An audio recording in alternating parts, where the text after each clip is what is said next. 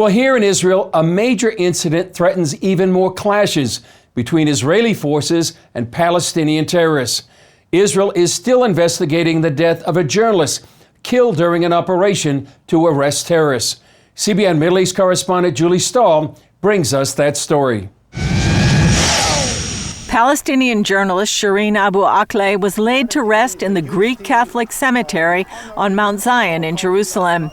Church bells rang out as thousands of mourners gathered in Jerusalem's Old City and joined the funeral procession of the woman now hailed as a Palestinian hero and martyr. The hours-long live feed broadcast scathing commentary against Israel and showed Israeli police beating pallbearers. Earlier, Israeli Prime Minister Naftali Bennett said the Palestinian Authority has rejected the idea of a joint investigation and refuses access to the basic findings of the autopsy. I therefore reiterate my expectation of an open, transparent, and full cooperation of the findings. And I also expect the Palestinian Authority not to take any steps to disrupt the investigation or to contaminate the investigation process in a way that we will not be able to reach the truth. At a memorial service in Ramallah, Palestinian Authority President Mahmoud Abbas gave his reasons for not cooperating with any investigation into Shireen Abu Akleh's death.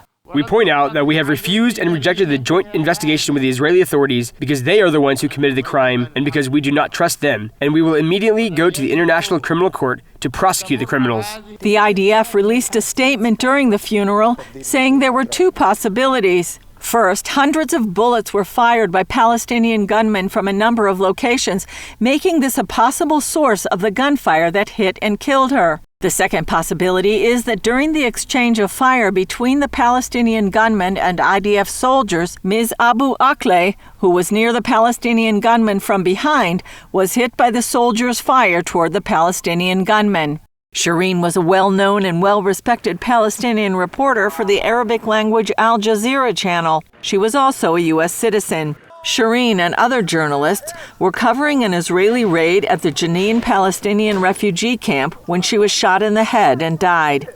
Bennett's spokesperson noted that the Palestinian Forensic Medicine Institute had publicly stated that the results of the autopsy were inconclusive. Without any concrete evidence, hasty accusations against Israel that are being made right now are misleading and irresponsible. The incident comes against the backdrop of a surge in terror attacks over the last 2 months, where 19 Israelis have been murdered. Many of the terrorists have come from the area of Jenin, prompting numerous raids to arrest them. Also on the same day as the funeral, an Israeli soldier was killed in Jenin during an arrest operation on Friday. In Jenin, historically, there is deep influence of Islamic Jihad, and they are getting money from Iran. Pinchas Imbari from the Jerusalem Center for Public Affairs says the terror group has stepped in to help Hamas mobilize terrorism in the West Bank. Because this is the agenda of Hamas. So they put plenty of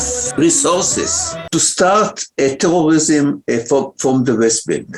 Immediately following the fatal raid, the Palestinian Authority vowed to go to The Hague and call for an investigation. Inbari says the Palestinian Authority and President Abbas are using Shireen's death as a way back into the international limelight.